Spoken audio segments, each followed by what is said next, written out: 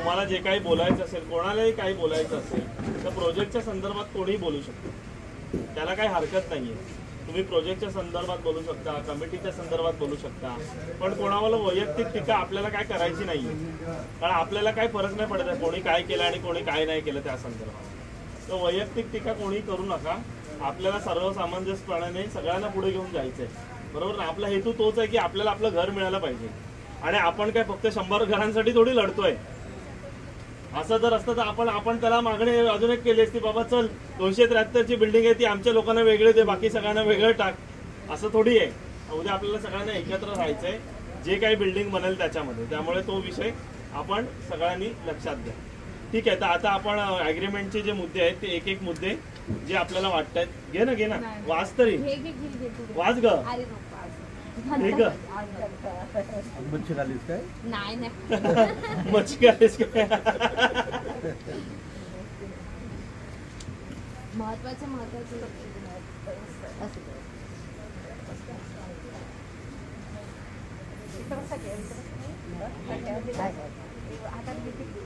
आता आपण तुम्ही सगळ्यांनी जर हे अग्रीमेंट वाचलं असेल किंवा नसेल वाचलं, पण आपण एक एक मुद्दा त्याच्यातला घेऊया आणि आम्ही जे काही मुद्दे याच्यामध्ये ऍड केले, आता आपण एक त्याची व्हिडिओ पण बनवतोय, त्यामुळे जे काही मुद्दे त्याच्यामध्ये ऍड केले ते पण आज तुम्हाला आम्ही सगळ्यांना सांगू की काय काय विषय त्याच्यामध्ये टाकणार आहोत.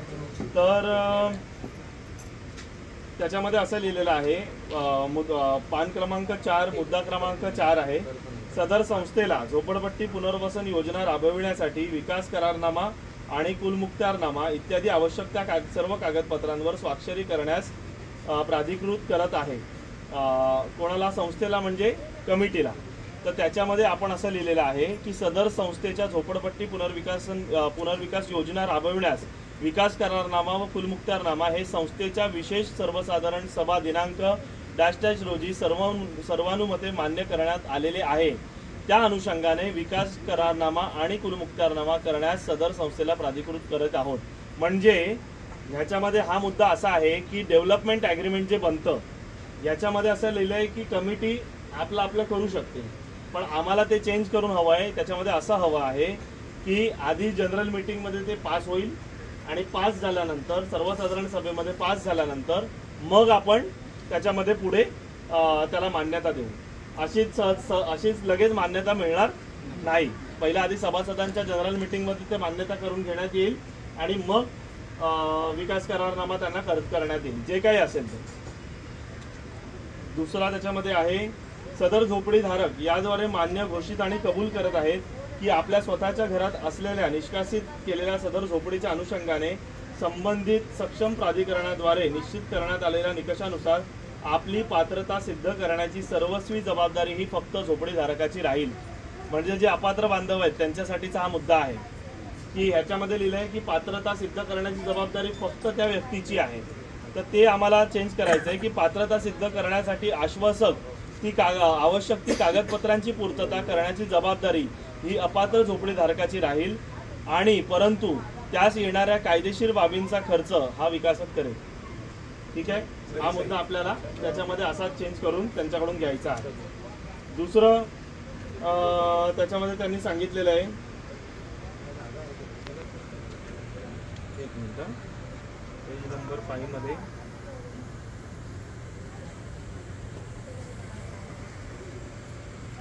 जसे वेळोवेळी कायद्यामध्ये होणाऱ्या बदलांप्रमाणे त्यावेळी शासनामार्फत अप्रूव्ह केलेले क्षेत्रफळ देणे. हां, पेज नंबर 5 ॲडिशनल टू 0.6. हां, आता याच्यामध्ये त्यांनी दिलेलं आहे की विकासक याद्वारे कबूल व मान्य करतात की झोपडपट्टी पुनर्विकास प्राधिकरणाद्वारे 300 स्क्वेअर फीट घराचं चटई क्षेत्रफळाचं आपल्याला घर मिळणार आणि जे कमर्शियल आहे त्यांना 225 स्क्वेअर फीटचं. पण त्याच्यामध्ये आपल्याला असं त्याच्यामध्ये टाकून घ्यायचं आहे की शासनाद्वारे, म्हणजे तसेच वेळोवेळी कायद्यामध्ये होणाऱ्या बदलाप्रमाणे त्यावेळी शासनामार्फत अप्रूव्ह केलेले क्षेत्रफळ हे आपल्याला देण्यात येईल. म्हणजे बिल्डिंग बांधायच्या आधी जर 350 झालं तर आपल्याला ते 350नेच पाहिजे. 300ने आपण घ्यायचं नाही. हां, फाउंडेशन पडायच्या आधी समजा 350 झालं शासनाच्या माध्यमातून तर ते 350चं घर आपल्याला मिळालं पाहिजे. तर ह्याच्यामधलं ते आपल्याला त्याच्यामध्ये फक्त ऍड करून घ्यायचं आहे. ठीक आहे.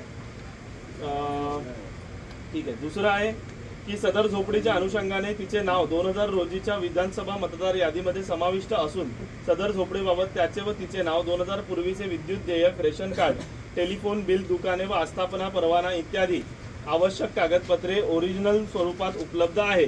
आणि त्याच्यामध्ये ॲडिशनल आपण त्याच्यामध्ये टाकतोय की तसेच सदर झोपडीच्या अनुषंगाने झोपडी धारकाकडे शासन परिपत्रक दिनांक 16 मे 2015 आणि 16 मे 2018 प्रमाणे कागदपत्रे आहेत. म्हणजे जे नवीन नियम आलेले आहेत त्याच्या हिशोबाने, कारण 2000चा नियम आता लागत नाहीये. कळालं काय? 2000चा जो कायदा आहे तो आता लागत नाही. तर नवीन जो कायदा असेल त्या हिशोबाने लागायला पाहिजे. तर त्याचं परिपत्रकाचा उल्लेख त्या मुद्द्यामध्ये असला पाहिजे असं आपल्याला वकिलांनी सांगितलेलं आहे. कारण 2000चा समजा कोणाच्या डॉक्युमेंटचा प्रॉब्लेम झाला असेल, काय झाला असेल, तर लेटेस्ट जे डॉक्युमेंट आहेत त्या विषयावर तुम्ही करू शकता त्याच्यानंतरच्या. तर तो एक विषय त्याच्यामध्ये आपण ॲडिशनल घेतो आहोत. याच्यामध्ये लिहिलं आहे, यदा कदाचित झोपडीधारक आपली पात्रता सिद्ध करण्यास असमर्थ ठरले तर सदर करारनामा या कारणास्तव रद्दबादल समजला जाईल. तर हा मुद्दाच आम्ही कॅन्सल करतोय. कोणाला काय झालं?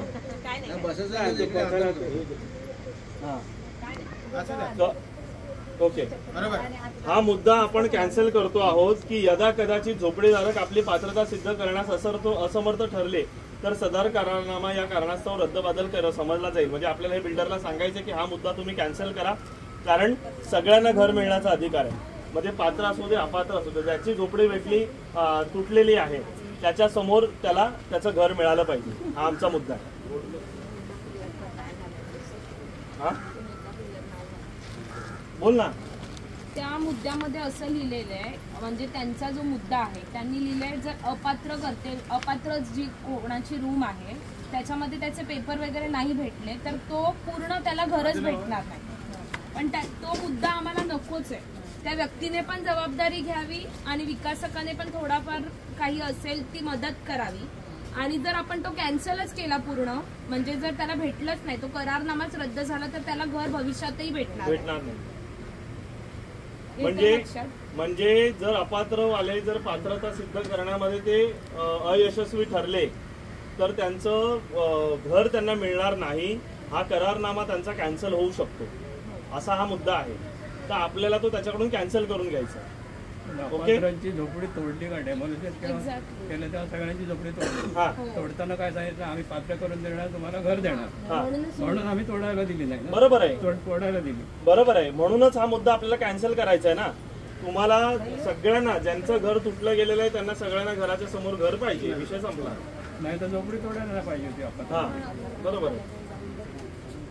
ठीक आहे. झोपडीधारक याद्वारे मान्य आणि कबूल करतात की जे काय आहे पुनर्वसन इमारत विकासकातर्फे जास्तीत जास्त 120 मीटर उंचीच्या बहुमजली पुनर्वसन विकास इमारतीची निर्मिती करण्यासाठी कोणत्याही प्रकारची हरकत नाही. आता ते 31 माळ्याचं जे आपण बनवतो आहे त्याप्रमाणे हा मुद्दा चेंज होईल की बाबा 31 माळ्याप्रमाणे त्याची हाईट किती बसते, त्या हाईटचा उल्लेख आपण याच्यामध्ये करू शकतो. जर त्याने अप्रूव्ह केलं तर ते आपल्याला त्याच्याशी बोलायचं आहे, पण हा मुद्दा आपल्याला तिथे घ्यायचा आहे. ठीक आहे. विकासक व झोपडीधारक, एक मिनिट, पॉइंट नंबर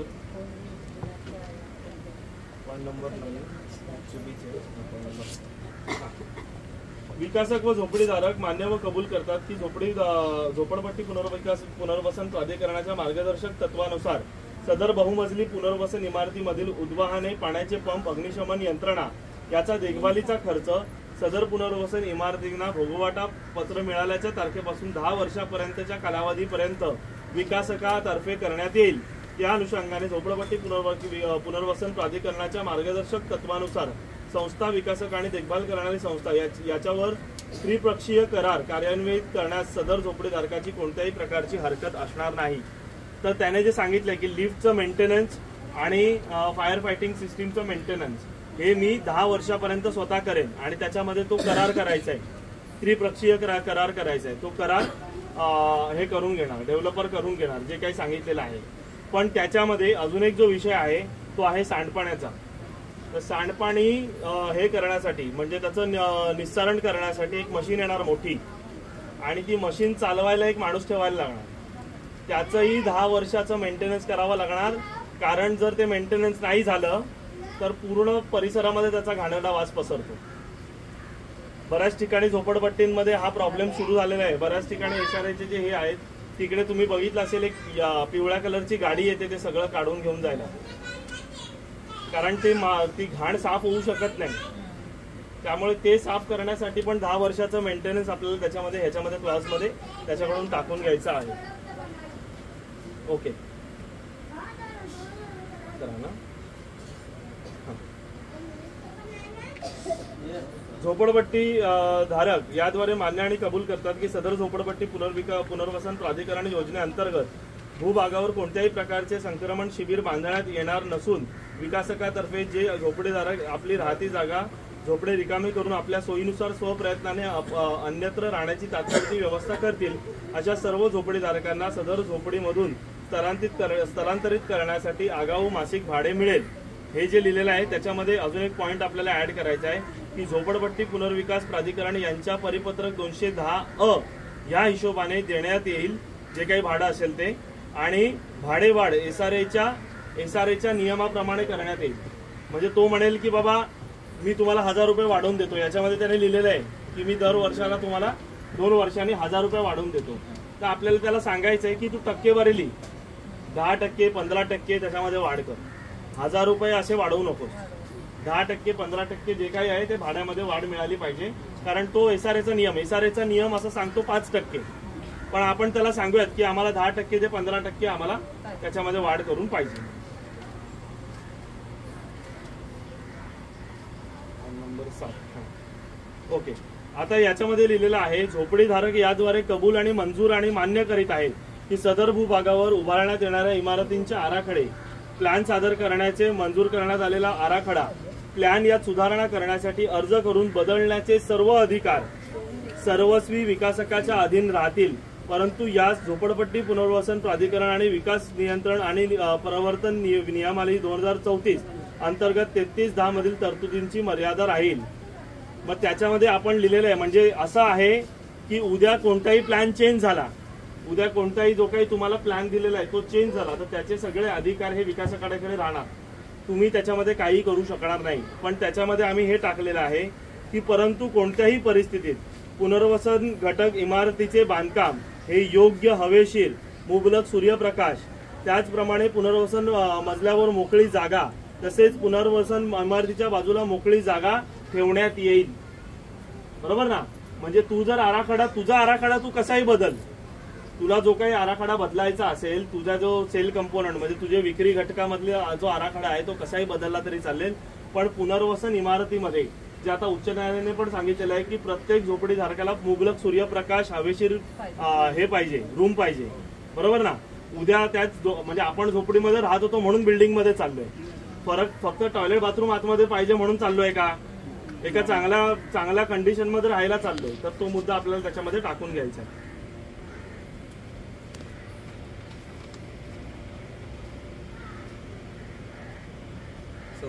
आणि 17 काढायचे ना. झोपडीधारक याद्वारे कबूल आणि मंजूर आणि मान्य करीत आहेत की सदर भूभागावर उभारण्यात येणाऱ्या पुनर्वसन इमारतीचे स्थान आणि दिशा निश्चित करण्याचा, त्यातील सदनिकांची संख्या किंवा सदनिकेचा आराखडा किंवा इमारतीची उंची किमान एवढी असली पाहिजे. सदनिकांची उंची आम्हाला वकिलाने सांगितलं की 9.5 फूट एवढी असलीच पाहिजे कंपल्सरी.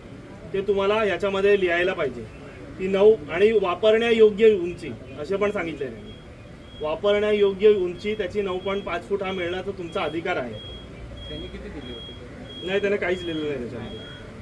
त्याने लिहिलंय की किंवा संख्या संस्थेत वितरित करावयाच्या प्रत्येक सदनिकांची उंची सदर परिशिष्ट 2 नुसार ठरवण्याचा आणि सक्षम प्राधिकरण वेळोवेळी मंजूर करून घेण्याचा संपूर्ण अधिकार फक्त विकासकास असेल. तर ते आपल्याला त्याच्यातून काढायचं आहे आणि आपल्याला त्याला सांगायचं आहे की एवढी उंची आम्हाला पाहिजे बाबा, प्रत्येक फ्लॅटची आम्हाला एवढी उंची पाहिजे, तो आमचा अधिकार आहे आणि तो अधिकार आम्हाला मिळाला पाहिजे. वापरण्यायोग्य उंची त्याच्यामध्ये आपण ते लिहिलेलं आहे की स्थान व दिशा निश्चित करण्याचा अधिकार विकासकास असेल परंतु विकासक पुनर्वसन इमारतीचे बांधकाम सदर म्हणजे आमच्याच भूभागावर करेल. पुनर्वसन इमारतीमधील सदनिकांची संख्या आणि किंवा सदनिकाचा आराखडा हा संस्थेच्या सर्वसाधारण सभेमध्ये अधिकांश मतांनी मान्य करून घेण्यात येईल. तसेच इमारतीची उंची ही जास्तीत जास्त एवढी असेल आणि म्हणजे जे काय डॅश डॅश आणि पात्र झोपडीधारकास देण्यात येणाऱ्या पुनर्वसन घटकाची वापरण्यायोग्य उंची ही 9.5 फूट असेल. इमारतीची उंची पण आणि आपल्याला जे घरात जे इंडिव्हिज्युअल वेगळी जी उंची पाहिजे आहे ती पण आपल्याला 9.5 फूट आपल्याला त्याच्यामध्ये करून घ्यायची आहे. किमान कमीत कमी 9.5. हा किमान 9.5.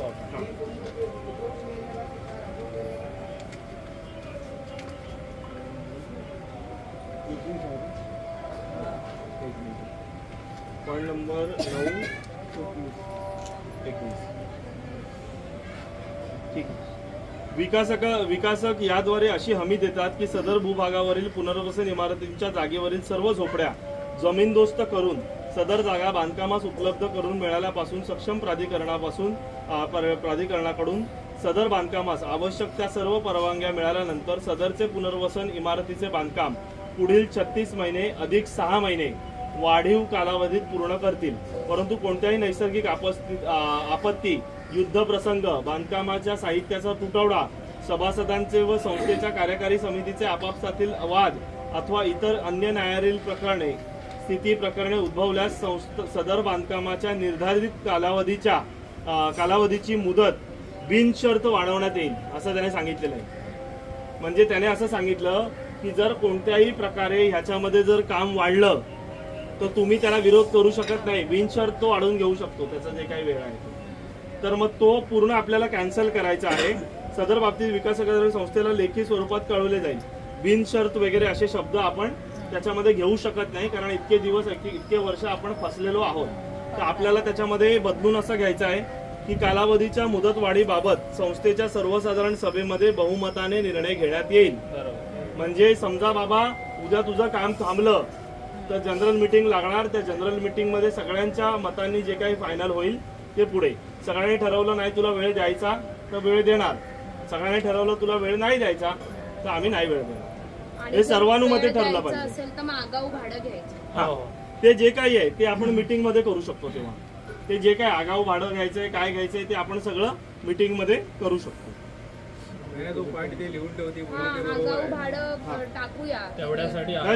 तिथे लिहिलेलं आहे आणि आपण त्या पुढच्या पॉइंट मध्ये पण टाकलेलं आहे त्याच्यामध्ये.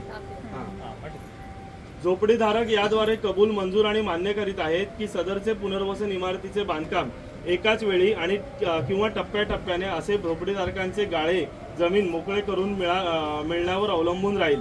त्यानुसार वर नमूद अटी क्रमांक 24 मध्ये नमूद केलेल्या शर्तीनुसार सदरचे पुनर्वसन इमारतीचे बांधकाम पूर्ण करण्यात येईल. सदर विकास कामास गती देणे हे सर्व झोपडीधारक व संस्थेच्या कार्यकारी समितीच्या सहकार्यावर निर्भर असेल. त्या योगे सदर योजना लवकरात लवकर पूर्णत्वास नेण्यात शक्य होईल. हे बरोबर आहे त्यांचं. फक्त त्याच्यातले काही मुद्दे म्हणजे त्याने 24 नंबरचा मुद्दा त्याच्यामध्ये घेतलाय. त्याच्यामध्ये आम्ही काही ऍडिशन केलेलं आहे. त्यामुळे हा मुद्दा आपल्याला कॅन्सल करायचा आहे, तो डिलीट करायचा आहे. तर 24 नंबर मध्ये आपण चेंजेस असे केलेले आहेत. 24 आहे.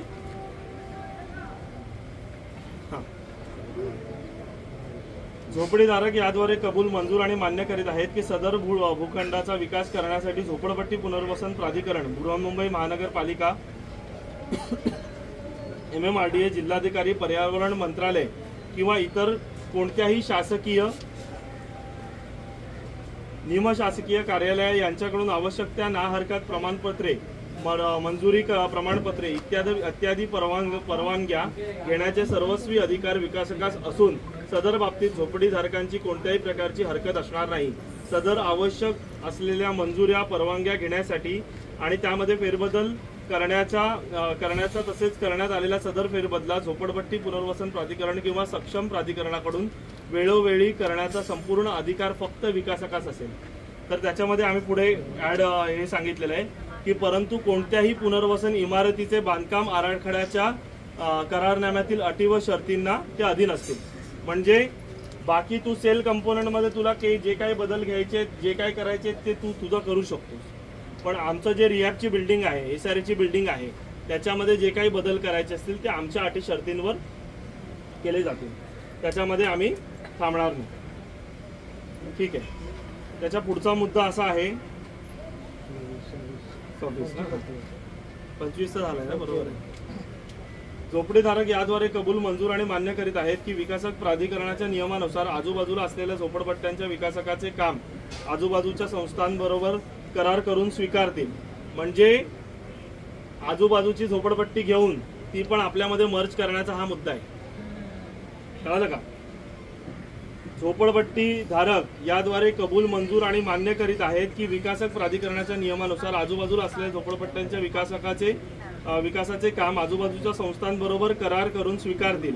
झोपडीधारक याद्वारे विकासकांना अधिकार देते की त्यांनी विविध संस्थांचे भूभाग सुयोग्य योजनांसाठी एकत्रित करावे किंवा विविध झोपडपट्टी संस्थांचे भूभाग फक्त आराखडा तयार करण्यासाठी एकत्र करावे. पाणी चला ठीक आहे, चालू करतो. केलं. 26वा मुद्दा आम्ही वाचून दाखवतो आणि त्याच्यामध्ये काय कट केलेलं आहे आणि काय आपण घालतोय ते पण सांगतो. तर 26वा मुद्दा आहे, झोपडीधारक याद्वारे कबूल, मंजूर आणि मान्य करीत आहेत की विकासक प्राधिकरणाच्या नियमानुसार आजूबाजूला असलेल्या झोपडपट्टीच्या विकासाचे काम आजूबाजूच्या संस्थांबरोबर करार करून स्वीकारतील. झोपडीधारक याद्वारे विकासकांना अधिकार देते की त्यांनी विविध संस्थांचे भूभाग सुयोग्य योजनांसाठी एकत्रित करावे किंवा विविध झोपडपट्टी संस्थांचे भूभाग फक्त आराखडा तयार करण्यासाठी एकत्र करावे आणि विविध संस्थांना ज्या सोयी सुविधांची तरतूद करावयाची आहे त्यांची तरतूद अशा तऱ्हेने करावी की ज्यामुळे सर्व संस्था त्यांच्या एकत्रितपणे लाभ घेतील. झोपडीधारक या अन्वये असे मान्य करतात की त्यांना अशा तऱ्हेचे भूभाग झोपडपट्टी पुनर्वसन योजनेचे एकत्रीकरण किंवा समिलीकरण करण्यास किंवा त्याचे आराखडे तयार करण्यास व सोयी सुविधा उपलब्ध करून देण्यास झोपडीधारकांची कोणत्याही प्रकारची हरकत असणार नाही. ठीक है. तो इसमें हिंदी में भी बोल देता हूँ. इसमें ऐसे लिखा गया है कि हमारी ये झोपड़पट्टी मतलब 540 जो मिलके ये जो हमारी जगह टूटी हुई है, इसको छोड़ के भी हमारे आजू बाजू में जो झोपड़पट्टी है शायद ऐसे भी हो सकता है कि वो भी टूटे. ठीक है. तो वो जब टूटेगी तो शायद ऐसा भी हो सकता है कि वो भी हमें आके जुड़े, तो उसके लिए हमें कोई प्रॉब्लम नहीं है. ठीक है. तो ये ऐसा मुद्दा है, ये वाला जो मुद्दा है, आजू बाजू झोपड़पट्टी है उनकी भी संस्था है और हमारी संस्था मिलकर काम करे, ऐसे ये मुद्दा है. तो हम लोग ने उसमें जो कट किया है और जो डाला हुआ है वो मैं पढ़ के दिखाता हूँ की झोपडपट्टी धारक याद्वारे कबूल, मंजूर आणि मान्य करीत आहेत की विकासक प्राधिकरणाच्या नियमानुसार आजूबाजूला असलेल्या झोपडपट्ट्यांच्या विकासाचे काम आजूबाजूच्या संस्थांबरोबर करार करून स्वीकारतील. आजू बाजू के जो झोपड़पट्टी है उनके साथ वो लोग एग्रीमेंट, बिल्डर जो है एग्रीमेंट करके वो लोग के साथ एग्रीमेंट कर लेंगे. परंतु कोणत्याही प्रकारची परिस्थिती आमच्या संस्थेच्या पुनर्वसन प्राधिकरण इतर संस्थेबाबत एकत्रित करण्यात येणार नाही. परंतु ठीक है, अमालगमेशन. ठीक है. परंतु अगर वो लोग का कुछ टूट रहा है तो उनको हमारे साथ मिलाकर कुछ नहीं होना चाहिए. जो हमारा है वहाँ पे हमें मिलना चाहिए, उनको हमारे साथ मिलजुल कर नहीं मिलना चाहिए. तू अलग से वो लोग के साथ जो एग्रीमेंट कर रहा है वो लोग के साथ अलग से कर, हम लोग का और वो लोग का लेना मतलब लेना देना नहीं होना चाहिए. हम लोग के यहाँ पे मत डाल. बरोबर है. उन लोग का एफआईआर मिलेगा ना उनको, वो जगह पे उसको बिल्डिंग बना सकता बाजू में. बरोबर आहे. मला तरी असं वाटतं कदाचित हे असं असेल, मी तुम्हाला सांगतो मला असं वाटतं की रोडच्या त्या बाजूला तो बाहेरचे 460 आणणार, ह्या बाजूला आपल्याला देणार, त्या बाजूला कोपऱ्याला दुसरी आपल्या लोकांची बिल्डिंग बांधणार. हा अख्खा पट्टा जो त्याला मिळणार ना तो या आजूबाजूचे बोलतोय ना त्यांना तोडून इथे घालणार आणि पुढचा पूर्ण पट्टा तो मोठ्या स्वतःच्या बिल्डिंग बांधून विकणार. मला असं वाटतं. ठीक आहे. कारण पूर्ण रोडचा पट्टा त्याला मिळणार, आतमध्ये सगळ्या झोपडीवाल्यांना भरणार. जर समजा तसा प्लॅन असेल तर मग आपल्याला रोड साईड पाहिजे. ठीक आहे. तर आम्ही का मागे जायचं, जागा आमच्या बापाची आणि बाहेरचे येऊन आमच्या पुढे राहणार. ठीक आहे. पण तो मुद्दा नाही, ते आपल्याला क्लिअर नाही झालं, पण मला असं वाटतं असं होऊ शकतं ज्याप्रमाणे हा मुद्दा आहे. तर तेच आहे. परंतु कोणत्याही परिस्थितीत आमच्या संस्थेचा पुनर्विकास इतर संस्थेसोबत एकत्रित करण्यात येणार नाही.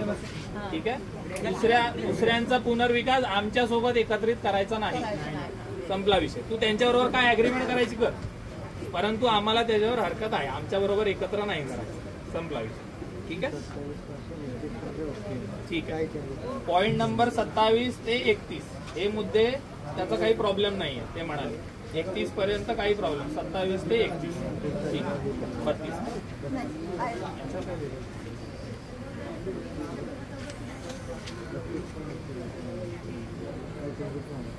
मुद्द्यावर येऊया 35 नंबर, तोपर्यंत बरोबर आहे.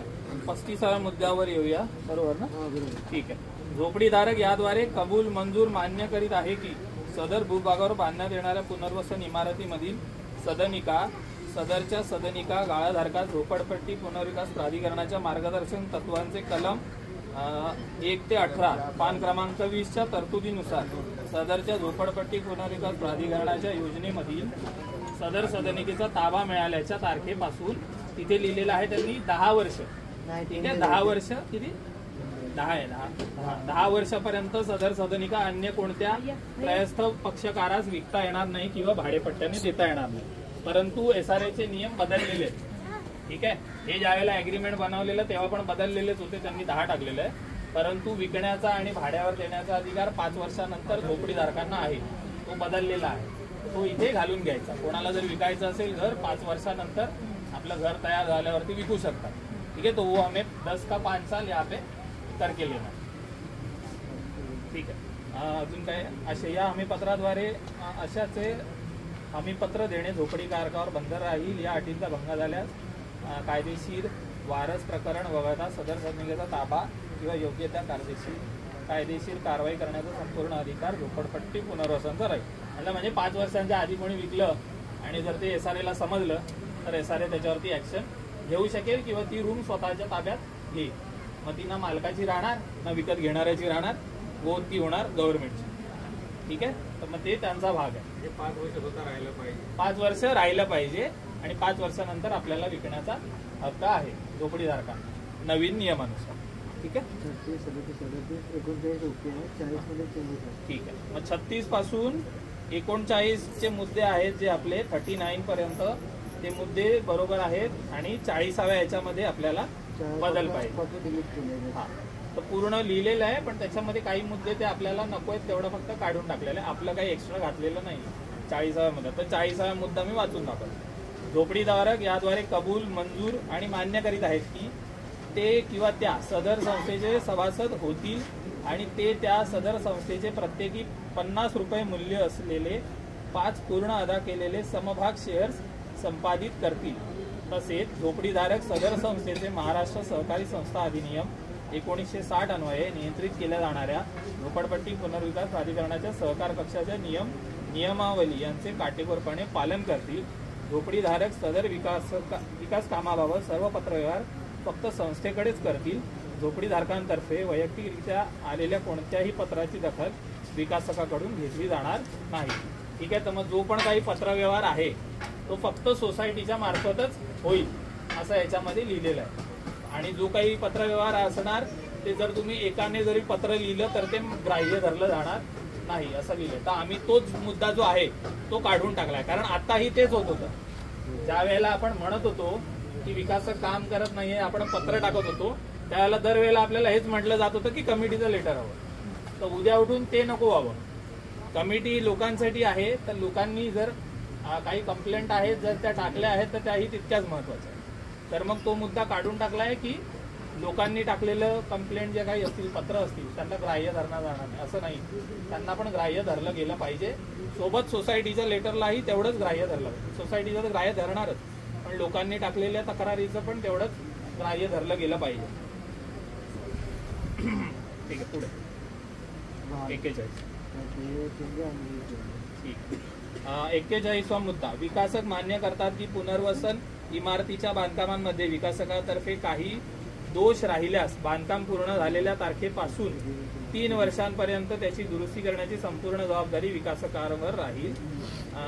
त्याचा डागडुजीचा दुरुस्तीचा खर्च विकासकाला करावा लागेल. अशा तऱ्हेचे दुरुस्त डागडुजी करून देण्यास विकासक असमर्थ ठरल्यास सदर दुरुस्तीच्या खर्चाची भरपाई देण्याची जबाबदारी संपूर्णतः विकासकावर राहील. परंतु झोपडीधारकांनी त्यांना वितरित केलेल्या सदनिका गाळ्यामध्ये कोणत्याही प्रकारचे कोणत्याही प्रकारचे अंतर्गत सजावट केल्यामुळे सदर पुनर्वसन इमारतीच्या बांधकामामध्ये काही दोष निर्माण झाल्यास सदर बाबतीत विकासकाची कोणत्याही प्रकारची जवाबदारी असणार नाही। विकासकाने जी काही बिल्डर ने जो भी बिल्डिंग हमें बांध के दिया और उसमें अगर कुछ प्रॉब्लम आया, लीकेज आया, कुछ आया कंस्ट्रक्शन के क्वालिटी में, तो उसने लिखा गया है कि उसके 3 साल तक मैं देखूंगा कुछ प्रॉब्लम है नहीं है।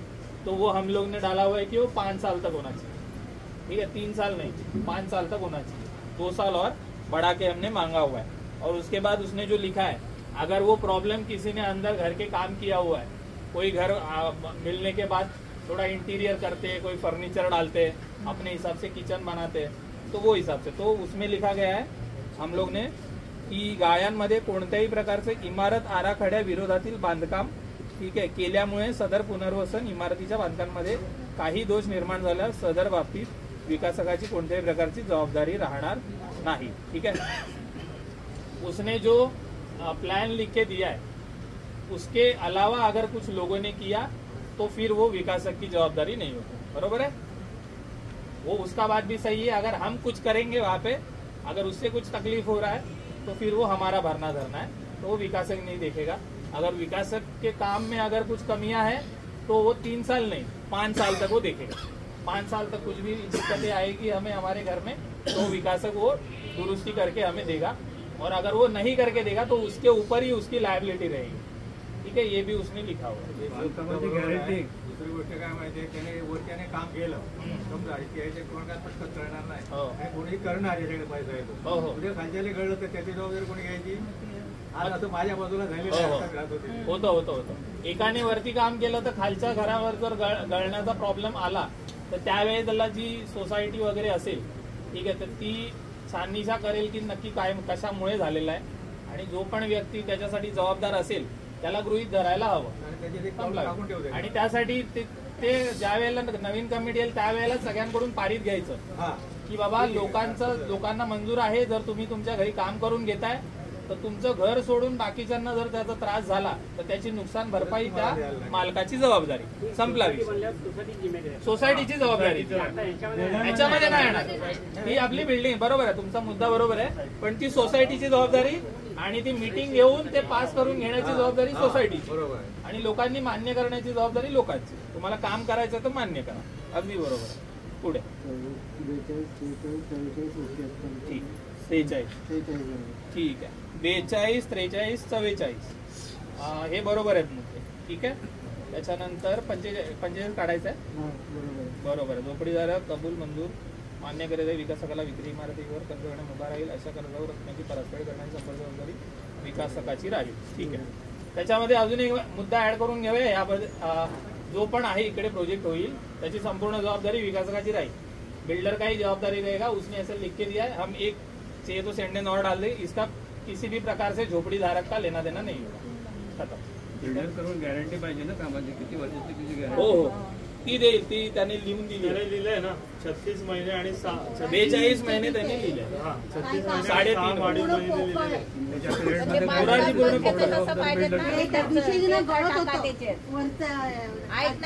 बांधकाम चांगलं असलं तर तिथेच काही होणार नाही आणि लोकांनी काहीतरी केलं। मुद्दा क्रमांक 46 झोपडीधारक याद्वारे कबूल मंजूर आणि मान्य करीत आहेत की विक्री भागातील इमारतीच्या बांधकामादरम्यान झोपडीधारकास असुविधा व त्रास होईल।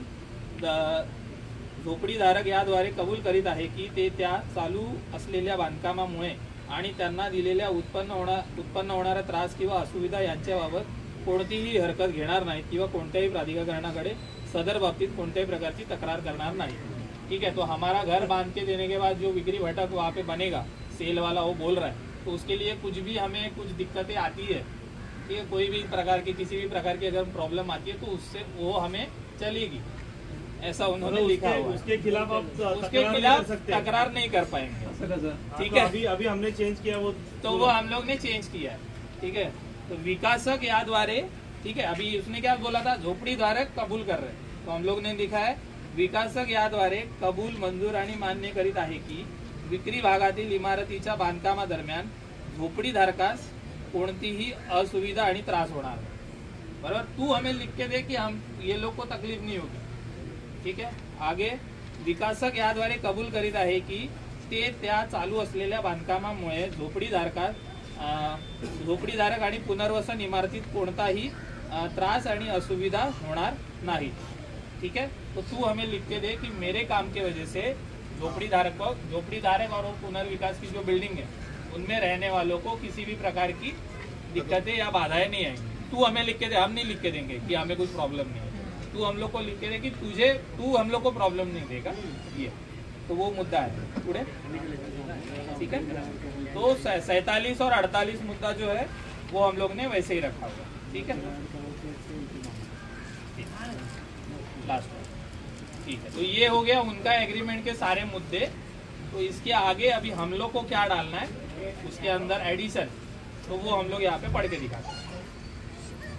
पीएमसी का मुद्दा यहाँ पे डाला हुआ नहीं है. जैसे पराग ने कहा कि एक इंजीनियर रहता है, एक आर्किटेक्ट रहता है, टाकलेला है. ठीक है. ओके. भाग घ्यायचा आता. पीएमसी. ओके. सदरची झोपडपट्टी पुनर्विकास योजना ही बरेच वर्ष रखडल्याने सुमारे 80 करोड इतकी भाड्याची रक्कम थकीत आहे. त्यासाठी विकासक या योजनेमधील विक्री घटकांमधून 20,000 चौरस फूट रेरा चटई क्षेत्रफळाच्या सदनिका संस्थेच्या एकूण थकीत भाड्याच्या एक वेळच्या तडजोडीसाठी अधीन करतील आणि त्यासाठी करारनामा संस्थेसोबत करण्यात येईल. ठीक आहे. आणि काय महिन्यांमध्ये स्वाक्षरी. ठीक आहे. चालेल. तर ह्याच्यामध्ये तो मुद्दा आहे की अभी हम सभी कमेटी सबको कह रही थी कि ये 8,000 वाला मुद्दा है. 8,000 स्क्वायर फीट का मिलेगा, परंतु 8,000 नहीं, हम लोग 20,000 स्क्वायर फीट मांगे. बराबर है. हम लोग ज्यादा मांगे. ये 8,000 मतलब हम लोग अभी मांग रहे कितना आएगा. आप लोग ये 20,000 स्क्वायर फीट हो गया, मतलब उसका डबल होगा. डबल के 8 दूनी 16 4 20 अढ़ाई. ठीक है. अढ़ाई गुना. राइट. तो 20,000 स्क्वायर फीट हमें मिलना चाहिए जी. तो वो मुद्दा है. और वो वन टाइम सेटलमेंट करके, क्योंकि हमारा थकी भाड़ा ही 80 करोड़ के ऊपर जाए. ठीक है. तो उसके हिसाब से ये 20,000 भी कुछ नहीं. तो वो हिसाब से 20,000 के ऊपर हम लोग डटे रहेंगे. उसके बाद दोन्ही पक्ष या करारनामाद्वारे मान्य करीत आहे की सदरची योजना विकासक 36 महिने व वाढीव 6 महिन्यामध्ये पूर्ण करेल. सर्व पात्र झोपडीधारकांना त्यांच्या नावे पुनर्वसन घरांचा ताबा देईल. विकासकाने यात कसूर केल्यास सदस्य करारनामा आणि संस्थेच्या विकासक करारनामा रद्दबातल करण्यात येईल व विकासकाची नियुक्ती रद्द समजण्यात येईल. ठीक आहे. बरोबर.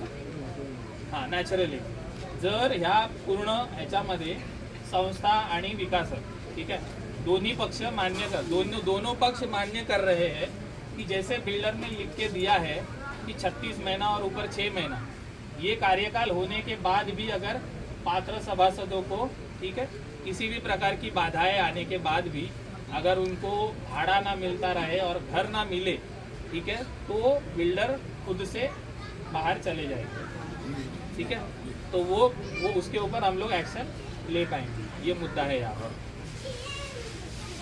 विकासक या करारनाम्यामध्ये मान्य करत आहे की जोपर्यंत झोपडपट्टी पुनर्विकास योजना पूर्णत्वास जात नाही, विकासक पात्र अपात्र झोपडीधारकास भाडे तारीख न चुकता अदा करेल. 2 महिन्यापेक्षा जास्त उशीर जर भाडे देण्यास झाला तर पात्र झोपडीधारकास झाला तर संस्था याबाबत चर्चा करून तक्रार झोपडपट्टी पुनर्विकास प्राधिकरणास करेल आणि विकासकाविरुद्ध 13(2) कार्यवाही होणे पात्र राहील. ठीक है. तो इसमें लिखा हुआ है कि अगर हमारा भाड़ा थकित रहा तो 2 महीने के ऊपर अगर थकित रहा तो हम झोपड़ीधारक उसके खिलाफ SRA में कंप्लेंट करेंगे और आगे की प्रक्रिया बिल्डर के ऊपर एक्शन लेंगे. सही बात है. सही. 2 महीना इंतजार करेंगे, तीसरे महीने में चले जाएंगे. विकासक सदर झोपडपट्टी पुनर्विकास योजनेचा संपूर्ण तपशील 3 महिन्याच्या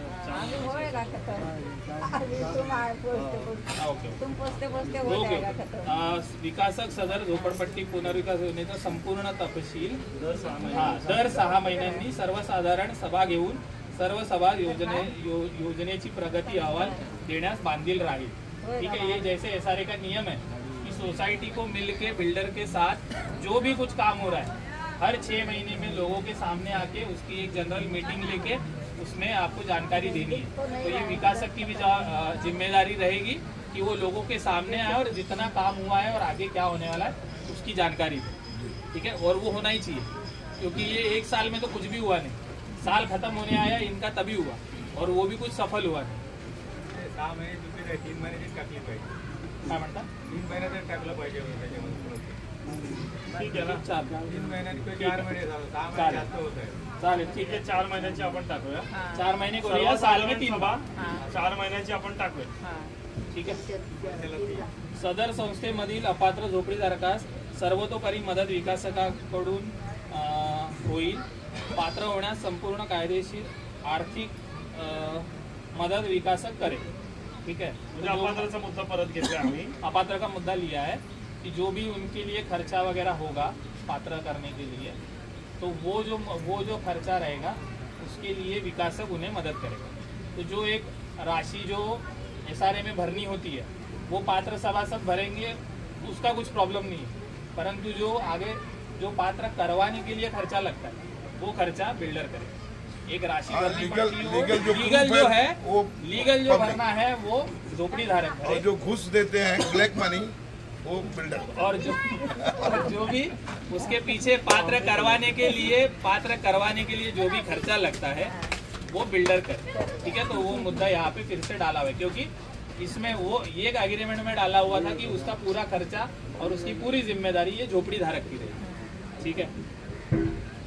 सदर योजनेसाठी विकासक व संस्था यामधील दुवा साधण्यासाठी प्रोजेक्ट मॅनेजमेंट म्हणून इंजिनियर, वकील, वास्तुविशारद यांची नेमणूक करण्यात येईल। याचा योग्य तो मोबदला विकासक देईल। ठीक है, तो यही है PMC वाला मुद्दा है।